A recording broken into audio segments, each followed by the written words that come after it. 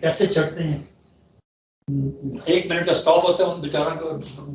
भागलपुर में for example अगर train रुकी है, इंपॉर्टेंट ट्रेन है, तो वो 17-18 डब्बे, तो चढ़ रहा होता है, उसको पता नहीं होता किधर चढ़ना, वो भाग रहा होता है। You have to wait for it. इसमें भी वो जो टाइम है वो गुजर जाता है, खराब हो जाता है। ये पहले हो गया लाहौर। ये भी नीचे वालों के शंटिंग आंसर पिंडी से, because it is a hilly area, इसको हम घाट सेक्शन कहते हैं। तो एक खास टनेज मोटर, ये जो लोकोमोटिव है हॉल कर सकता है at a certain speed.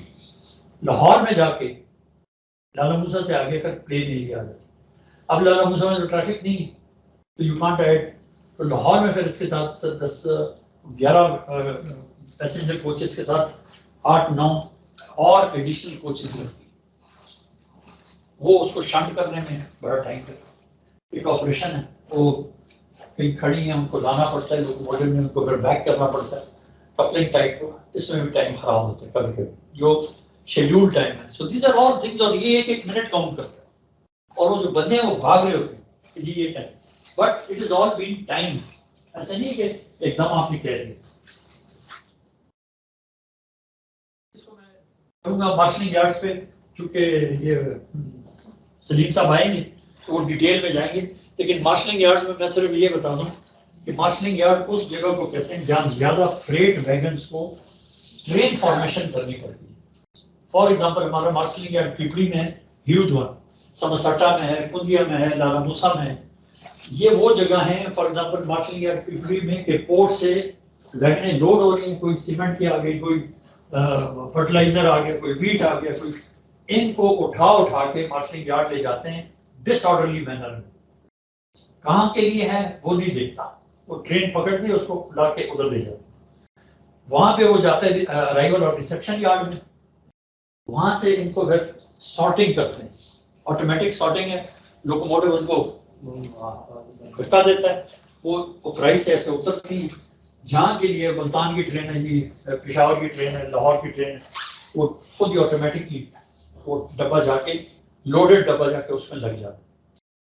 Train form हो गई है, डिपार्चर यार्ड में लिया। And let me tell you, marshalling yard is very very efficient. अब खराब हो गई हमारे पास चीजें, अच्छी थी खराब हो गई, ये एक और आयरनी। तो खैर उसमें फिर classification yard, departure yard, departure में आगे इंजन लगता है और चल पड़ती है, और कितना टाइम लगाना चाहिए वो आगे हम देखेंगे। These are very very complicated issues, इसके ऊपर जिंदगी गुजर गई है। फौरन चलना चाहिए, within half an hour the train should move, लेकिन it doesn't move।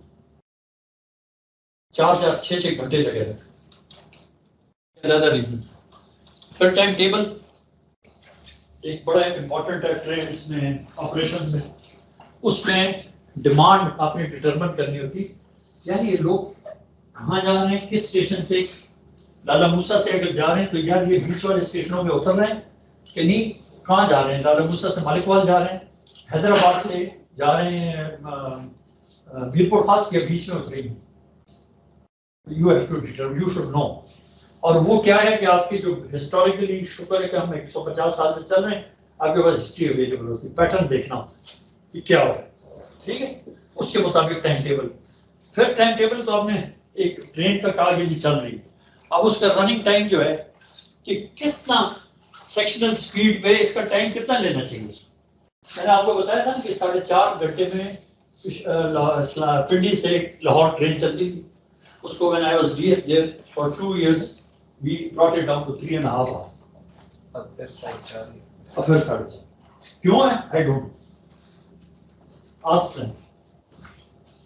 In fact, हम इसी पे एक्सरसाइज करेंगे कि why can't we have it again?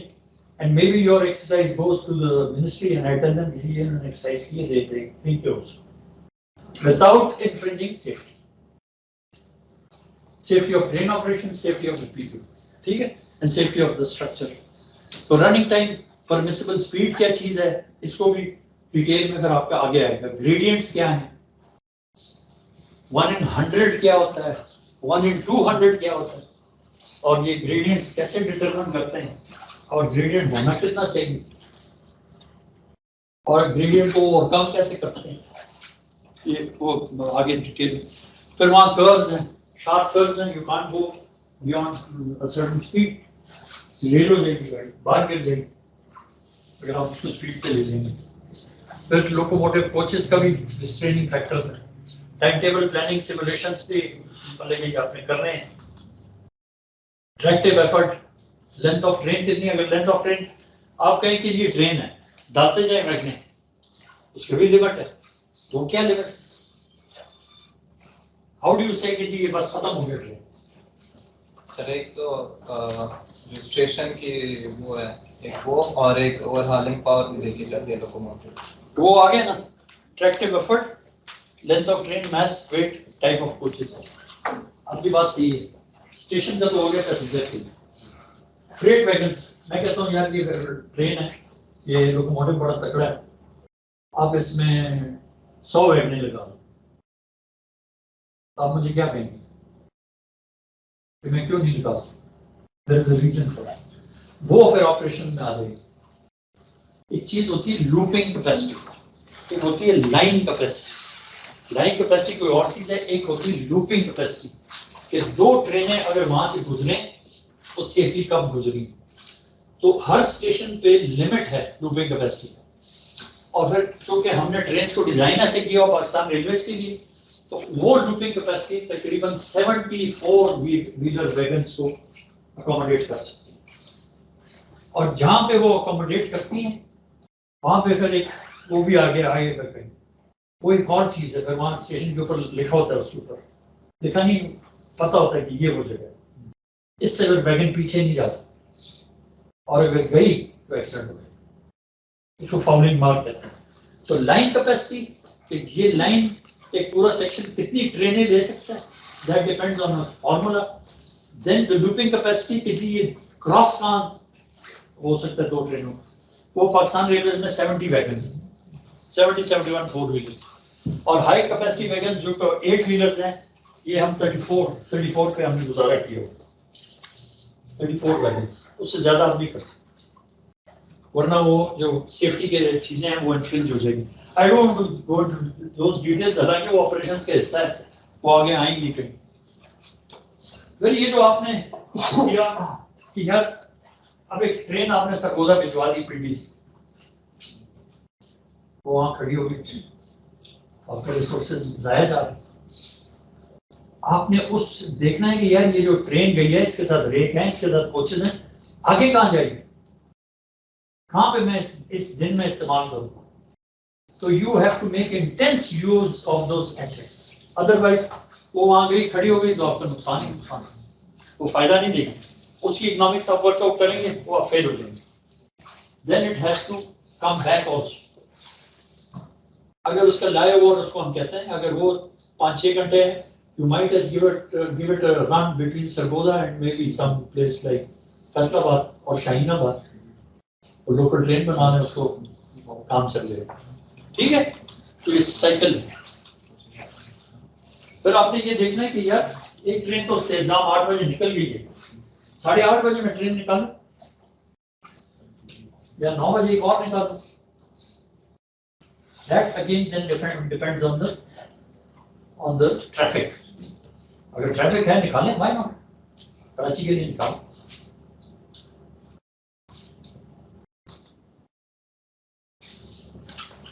दूसरा ये है कि वो तो ट्रैफिक का फैसला है, सेपरेशन ऑफ ट्रेन्स। आप according to your infrastructure, according to your capacity of the signalling system, आप निकाल कितनी सकते हैं। वो ट्रेन ने भी अगले स्टेशन पे पहुंचना है, ऑटोमेटिक ब्लॉक सिग्नल में उस ट्रेन ने 2 सिग्नल क्रॉस करने हैं। तो ये जो ऑटोमेटिक ब्लॉक है या ऑटोमेटिक सिग्नलिंग है, इससे आपकी लाइन कैपेसिटी हेडवे बढ़ जाती है। अगर नॉर्मल स्टेशंस हैं तो वो आप मेरे ख्याल में एटलीस्ट आधे घंटे में आप ट्रेन निकाल, और अगर ऑटो ब्लॉक सिग्नलिंग आ जाती है और 5 मिनट में ट्रेन निकाल, 3 मिनट में ट्रेन। ये जो ऑरेंज लाइंस वगैरह हैं, ये हमारी मेट्रोज जो है, इसमें 1-1 मिनट का भी कोएफिशिएंट है, 2-2 मिनट के बाद निकाल। कोई फर्क नहीं, वेरी सेफ, कोई मसला नहीं। तो सिर्फ उनके मॉडल को इम्प्लीमेंट ही कर सकते हैं इस पे, कर सकते हैं, it's a very costly affair. ML1 में आ रहा था, ML1 में आपका हेडवे 8 मिनट लगा, which is very good for main line। Her 8 minute के बाद ट्रेन का तो कॉस्टली किस तरह से हाँ कॉस्टली किस तरह से देते हैं? इन्वेस्टमेंट तो करनी पड़ती है। ML1 की जो इन्वेस्टमेंट है उसमें ये इसका मेजर पोर्शन है। वो ट्रैक अपग्रेडेशन एक चीज है, सिग्नलिंग सिस्टम्स डालना, लाइन कैपेसिटी बढ़ाना, हेडवे को बढ़ाना, it needs a lot of money. दूसरा ये कि आपको चाहिए कि नहीं, आपने 8 मिनट के बाद ट्रेन है, लोग हैं, सामान है, माल है, अगर है तो फिर 2 मिनट करें। मेन चीज तो ट्रैफिक है, ऐसे तो नहीं भगा रहे ना। तो ये फिर सिग्नलिंग के डिफरेंट एस्पेक्ट्स हैं, ये कंट्रोल करते हैं। 2 एस्पेक्ट, 3 एस्पेक्ट। 3 एस्पेक्ट वो होता है कि ग्रीन, येलो, रेड, ठीक है। इसमें मैं I won't go into details क्योंकि इसका आगे हुआ। जनरली ये देखने कि 3 एस्पेक्ट हम ये ML1 में ला रहे थे, पहले 4 एस्पेक्ट से इनका 3 एस्पेक्ट करें। इसमें ये है कि 2 सिग्नल्स जो है ना, इसके बीच में अगर 2 सिग्नल को क्रॉस करें 1-1 किलोमीटर, 2 किलोमीटर क्रॉस किया, दूसरी ट्रेन आ चला।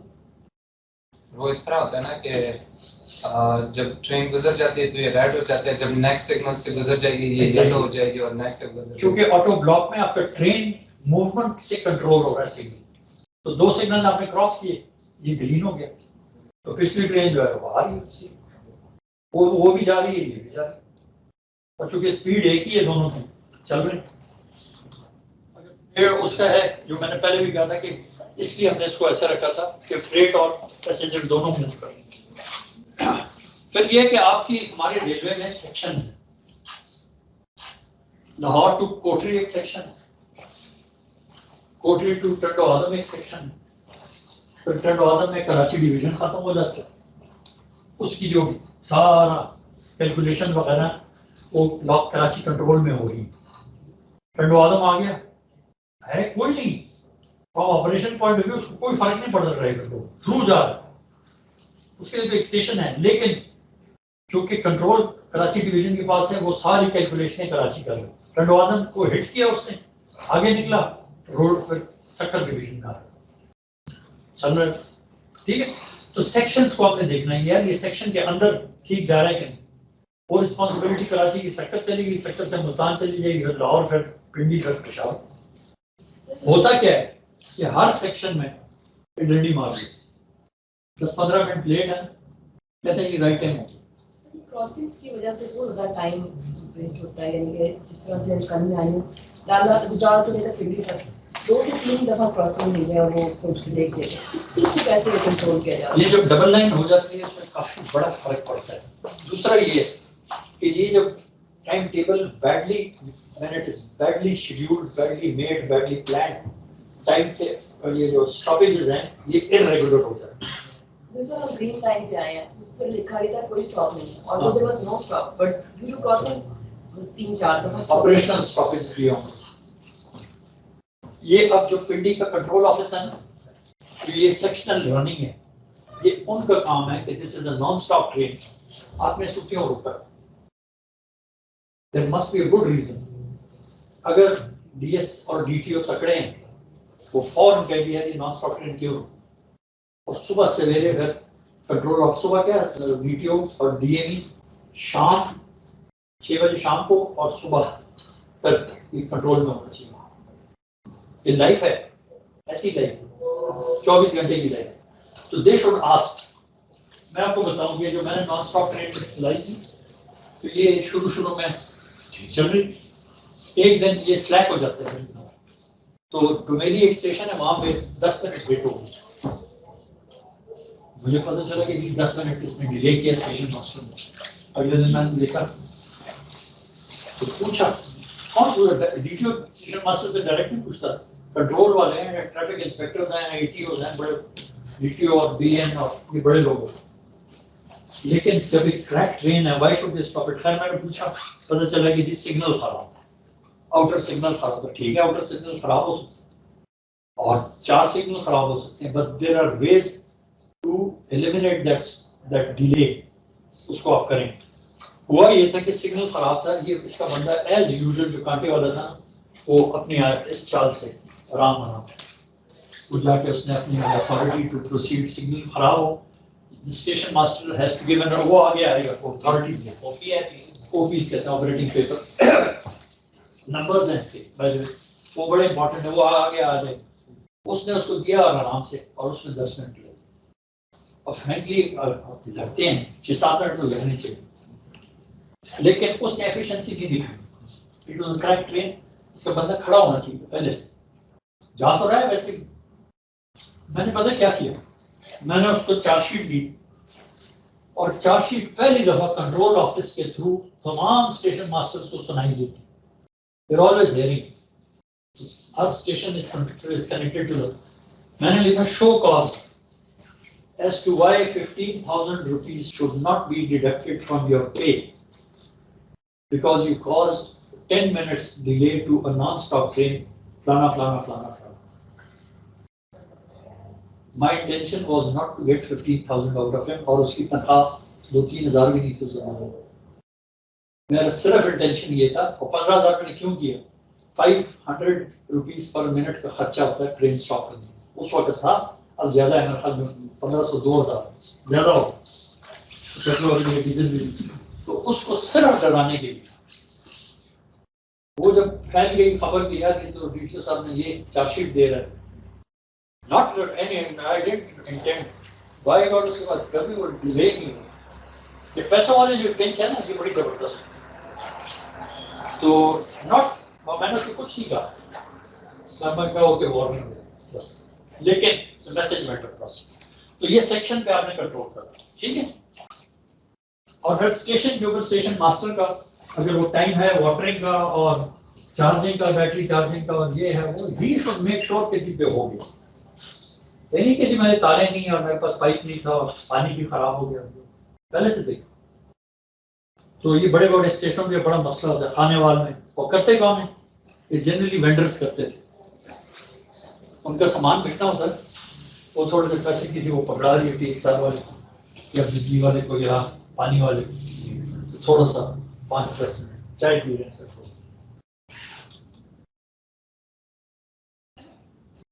फिर टाइम टेबल में हमने एक इलाके में एक सेक्शन में हमने मेकअप टाइम दिया होता है ड्राइवर का, रिकवरी टाइम, अंग्रेजी इसको रिकवरी टाइम कहते हैं, हम मेकअप टाइम। वो ये है कि ट्रेन लेट हो गई, ठीक है, जनरल रीजंस 5-10 मिनट, वो फिर एक सेक्शनल स्पीड अलाउड 5% वो ऊपर स्पीड कर सकते हैं, वो रिकवर कर सकता है, और ट्रेन को अपने जो डेस्टिनेशन है वहां पे कोशिश करता है राइट टाइम में। फिर आपकी जो ट्रेन है, लोकोमोटिव है, इसकी एक्सेलरेशन का सेक्शनल स्पीड में पहुंचने के लिए there is some power required and there is some time required. वो एकदम फुल स्पीड पे नहीं चला जाता, तो उस टाइम में आपने उसको कैलकुलेट करना होता है। Normally in our Pakistan railways it is about 3 minutes for acceleration and 2 minutes for braking, 5 minute तो चलेगा। और अगर आपको सेक्शन में 110 पे जा रहे हैं, सेक्शन में कोई चीज नजर आ गई और ब्रेकिंग लग गई, तो 3-4 मिनट आसानी से गए, एंड एवरी मिनट आप मल्टीप्लाई करें 1500 से, ठीक है। फिर ये टाइम टेबल आप देखेंगे ना, जो मैं कह रहा हूँ एक्सरसाइज करेंगे, तो जो मैंने निकाले हैं 3.5 घंटे में किया, स्लैक मार्जिन नहीं किए उन्होंने, और ये हम इसलिए देते हैं कि यार ट्रेन लोगों को हम कहेंगे राइट टाइम आ गई, मैडम कह रही ना रुक के, लेकिन हम कहते हैं कि यार चलो टाइम ज्यादा दे दो ताकि लोगों को हम बोल दें, सेटिस्फाई हो जाएंगे यार टाइम पे आ गए। अब अगर जब बिफोर टाइम आ रही हो तो फिर रींग आ रही हो, बिफोर टाइम इतना जल्दी एंड स्टेशन पे तो आ सकता है, ये सॉरी इन पे आ सकता है, right, it is not good before time आए, that is again bad, specially when some VIPs are travelling, you have to be on time. तो ये हमने मार्जिन दिए हैं, और ये स्लैक मार्जिन ये इनएफिशिएंसीज के लिए हैं। मिनिमम डिस्टेंस बिटवीन 2 ट्रेन्स, 2-3 ट्रेनें चल रही है, उसको आपने देखना है, टाइम करना है वो आप एक और मैडम वो सॉरी मैं थोड़ा भूल गया वो आपका जो है क्योंकि सिंगल लाइन है डबल लाइन पे ये मसले खत्म हो जाते हैं काफी हद तक, लेकिन वो ऑपरेशनल रीजंस फिर भी रहते हैं। हाँ तो ये फिर उसको क्रॉस देना उसमें, लेकिन from your point of view green line को नहीं देना चाहिए, वो बाकी ट्रेन को रोक ले। और फिर एक चीज है कि लाइन कैपेसिटी ये नहीं कि आप भी चलाते जाएं ट्रेन, हर जगह की सिंगल लाइन की अपनी लाइन कैपेसिटी है, डबल लाइन की अपनी लाइन कैपेसिटी है। जो मैंने उस दिन कहा था हमारी खानपुर और लोधरा ये लिमिटिंग फैक्टर है मेन लाइन के ऊपर, 34 ट्रेन ईच वे पर डे। बाकी ठीक है, बाकी कराची और हैदराबाद में 76 ट्रेन है व्हिच इज वेरी गुड, और वाटर ब्लॉक की वजह से, और ML1 में 171 तक चल रही है।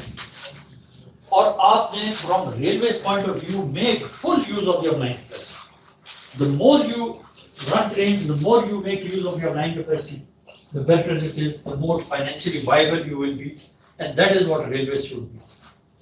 मैंने उस दिन भी कहा था चाइना में आप जाएं तो आप हैरान हो जाएंगे the way these freight trains are going, the way passenger trains are going, बस एक दूसरे के बाद you can't even cross the line, डर लगता है, full speed में जा रही है। खैर वहाँ तो लाइन क्रॉस करना भी ऐसे है कि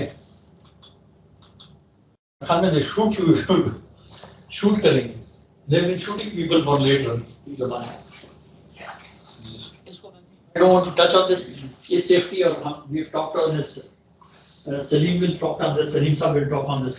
ये safety और रेलवे पुलिस का और कि हमने एक्सीडेंट फ्री एक वो बनाना है, माहौल बनाना, ये वही चीजें हैं।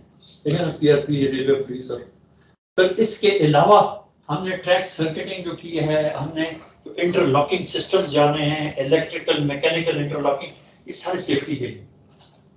बट एट टाइम्स ये जितना ह्यूमन मैकेनिकल इलेक्ट्रिकल और इलेक्ट्रॉनिक का भी ये इंटरलॉकिंग फेल भी हो जाता है, उसमें ज्यादा ह्यूमन इन्वॉल्व होता है। लेकिन ये इंटरलॉकिंग ऐसी है कि इतनी सेफ होनी चाहिए कि कहीं भी एक्सीडेंट नहीं होना चाहिए, लेकिन हम डंडियां मारते हैं तो फेल होता है। टाइम क्या 12:45। इसको मैं स्टार्ट करता हूँ फिर बंद कर दूंगा। तो सॉरी वो आगे आ रहा है, ये नहीं है, ये आपका हिस्सा है इसका। तो railway efficiency is a challenging concept. I am sure you must have understood कि ऑपरेशन और ये एफिशिएंसी इतनी तो आसान काम नहीं है।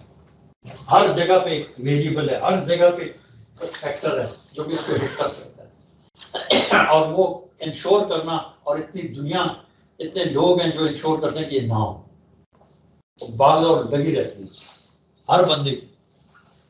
तो ये रेलवे सर्विस एंड में आपने जो पब्लिक के साथ डील किया है और पब्लिक को जो दिखाया है, you have to deliver at that cost. Sir हम जब रेलवे एफिशिएंसी की बात करते हैं तो सिर्फ ऑपरेशनल एफिशिएंसी की बात करते हैं, फाइनेंशियल एफिशिएंसी की नहीं करते। वो जब आप रेलवे की ये वाली एफिशिएंसी ऑपरेशनल आएगी ना, that leads to your financial efficiency. ये जो मैं कह रहा हूँ ना 1 मिनट, अब बाय द वे मैंने बातों में 1 मिनट को 1500 रुपीज में डाल दिया। I think it will be 2000। Diesel बड़ा महंगा होगा। 1 मिनट की आपने गाड़ी स्टॉप की, 3 मिनट अगर एक्सेलरेशन में, 2 मिनट आपने ब्रेकिंग की, 1 मिनट ये हो, 6 मिनट चले गए। 6 को ज़रूरत है 2000 से 10 दिन। कराची से चले जाएं घंटों में 10 देते हैं। जो ट्रेन 6 घंटे लेट आएगी अपना 10 निकाल, 10,000 That is how you think then. इसलिए ये तो ऐसे नहीं। Why should it be 1 hour late? It is money. 16 to 2, 16 to 12. बहुत बड़े पैसे हैं।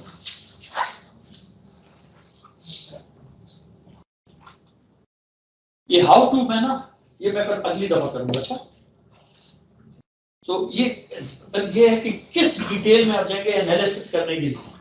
ये जितनी बातें मैं कर रहा हूँ, मेरे तो बैकग्राउंड में है ना ये चीजें, तो दैट इज व्हाई देन ये चूंकि दे आर इनबिल्ट, मेरे में ये सॉफ्टवेयर आ गया वो कैसे बाय डिफॉल्ट आ गया। 30-35 साल 40 साल इसी चीज में ये बातें करते हैं, तो हमें पता है यार ये नहीं करना, वो नहीं करना, ऐसे नहीं करना, ऐसे होना चाहिए, ऐसे होना चाहिए।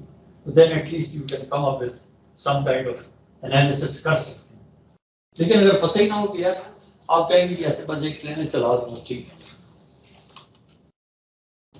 तो ये जो डाटा है, अच्छा दूसरा ये है कि रेलवे में डाटा डेवलप हो रहा है हर दिन।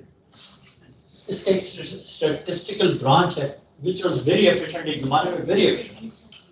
वो जो ये कह रहा था ना रीजन गॉड, ये कह रहा था कंप्यूटराइज क्यों नहीं होना चाहिए। अगर एक दफा हो गया तो आपकी सारी ये डाटा मेटा खुद ही आपको they throw up lot of things where you can take good decisions, लेकिन नहीं है कागजों में। तो पॉलिसी मेकर्स के लिए can benchmark the railway performance, evaluate impact of past interventions and assess the benefits of future. कि क्या या उन्होंने किया क्या है पिछले उसमें और आगे कैसे जाएंगे। ML1 की जरूरत है कि नहीं, ML2 की जरूरत है कि नहीं, ब्रांच लाइंस में कौन सी जरूरत है। अगर बंद करना है तो बंद कर, पॉलिजेटिक नहीं होना चाहिए। ये मेरा व्यू है जी। कहीं टांग गाड़ी जा रही थी और सबसे पहले तो टांग भी जाती थी, यार ठीक है टांग के लिए अच्छी रोड बन गई है, वो ट्रेनें हमारी 20-25 किलोमीटर फी घंटे में जाती थी, तो फायदा क्या है। और दूसरा हम फास्ट ट्रेन ला नहीं सकते, तो 120 वाली कम से कम 120 वाली तो लाए। मेरा व्यू ये कंसिडर्ड व्यू है कि अगर आपकी ब्रांच लाइन से 120 की ट्रेन हो, इवन 100 की ट्रेन हो, किलोमीटर ट्रैक हो, लोकोमोटिव्स हो, ट्रेन रियल आपके साथ वहां भी बसें और वैगन्स भी कंप्लीट कर सकते। Branch line means 100 kilometre run, 120, 30, 40 kilometre run, इसमें आप नहीं कर सकते। लेकिन somehow we have not done it, तो ऐसे तो कोई आएगा नहीं कि जी आप कहें कि ये हो जाए, नहीं होना। तो उसको मेंटेन करने में आपका नुकसान ही। That is what is pulling the railways down. These sections, these trains, ये literally they are bleeding. इसको hemorrhage कहते हैं, hemorrhage। ये आपसे खून निकालो। वहाँ पे अच्छी ट्रेनें भी हैं, फ्रेट ट्रेनों में बड़े पैसे हैं, आपके मेल एक्सप्रेस कुछ वायबल है, उनका जो खर्चा है वो फिर ये ड्रैग कर रहे हैं। लोग बैठे हैं उनके मजे, इन लोगों की जान जा रही है जो मेन ट्रेनों में वो लगे हुए भाग दौड़ कर रहे हैं, वो लोग आराम से। ये आपने डिसाइड करना कि वो रहें कि ना रहें। अगेन जो मैं कह रहा था, हमने ये पहले भी डिस्कस किया है कि जो एफिशिएंसी है ऊपर वाला जब देख रहा है इसको, वो किसी और तरीके से देख रहा है। वो ओनर है, ऑपरेटर है, वो एक और तरीके से देख रहा है। गवर्नमेंट इसको किसी और तरीके से देख रही है, प्लानिंग कमीशन इसको किसी और तरीके से देख रही है। वो इज नॉट बॉदर्ड कि आपने जितना काम कर लिया और इतने लोग हैं, आपने 18 घंटे काम किए, आप इनएफिशिएंसी में 18 घंटे काम कर रहे हैं और कर रहे हैं लोग। वो कहते हैं जी आप ऐसे ही फजूल वो कर रहे हैं, तो you have to convince them. फिर रेगुलेटर का एक रोल है, अभी तो नहीं हमारे रेगुलेटर, तो यूजर्स का अपना है, जो आपका पैसेंजर है वो किसी और एंगल से आपको देखता है। आप बेशक कहें ये बड़ा काम है, तो भाई बर्फ में जा रहे हो, बारिश में जा रहे हो, वो कहते हैं छोड़ो यार ट्रेन आपकी कल लेट है। फैसिलिटीज आप कहते हैं कि जी ये है, सीट में ये है, सीट फटी हुई है और वॉशरूम में पानी नहीं है, ट्रेन लेट है, ये चीजें इंडिकेटर है, उसके लिए ये उस पॉइंट ऑफ व्यू से जो ऑपरेटर्स हैं वो इसको किसी और तरीके से देख रहे हैं कि यार मैं इसको कैसे इस्तेमाल करूं, और कॉस्ट ऑफ इंफ्रास्ट्रक्चर और ये सारी चीजें देख के मैं भी तो कुछ मुझे चाहिए कोई चीजें, वो आपको मिलती नहीं, तो देन मेक डू वाला चक्कर होता है। यूजर मैंने जैसे कहा किसी और तरीके से देख रहा है, रिलायबिलिटी और स्पीड और पंक्चुअलिटी से देखता है, रेगुलेटर किसी और से देखता है। तो क्वेश्चन कौन पूछ रहा है, उसने फिर उस तरह से देखना है और फैसला करना है। रेलवे मिनिस्टर कैसे कर रहा है, गवर्नमेंट कैसे कर रही है, यूजर कैसे नेटवर्क को देख रहा है, और नेटवर्क इस्तेमाल भी हो रहा है कि नहीं हो रहा। हमारा भी रिडंडेंट है, बहुत सारे इंफ्रास्ट्रक्चर खर्चे हो रहे हैं। ये स्टाफ बैठा हुआ है, हाँ बहुत सी जगहों में बैठा हुआ, होना चाहिए नहीं होना चाहिए वो आप फैसला करेंगे। तो जो यूजर है रेलवे सर्विस का, जो पब्लिक है, जो हमारा क्लाइंट है, जो कस्टमर है, वो किसी और तरीके से देखता है।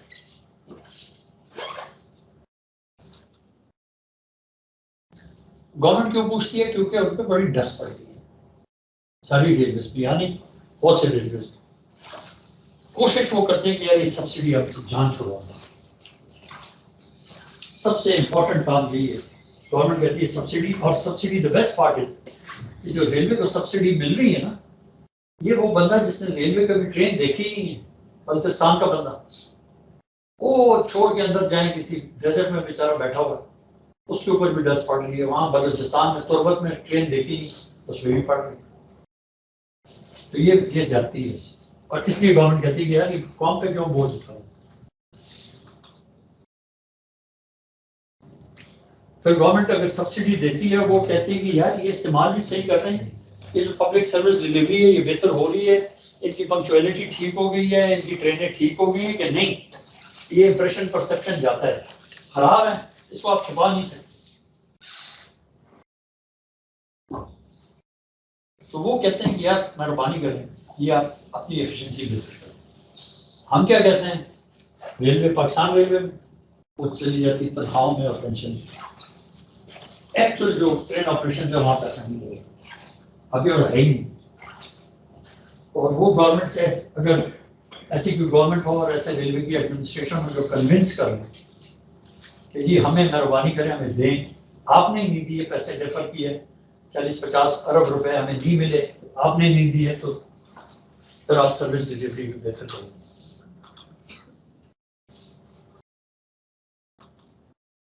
वही बात है। Users of railway service will place stress on punctuality, reliability, speed of transport. वो तो उसको तो ये चाहिए, he is not bothered कि आप क्या कर रहे हैं, आपने क्रैक मशीनें ली हुई हैं कि आप उसको मेंटेन कैसे कर रहे हैं, अभी बहुत बड़ा काम कर रहे हैं, नेचुरली काम तो कर रहे हैं, लेकिन in the end when he is not satisfied, your entire thing goes down. तो अब यहाँ पे मैं खत्म करूंगा।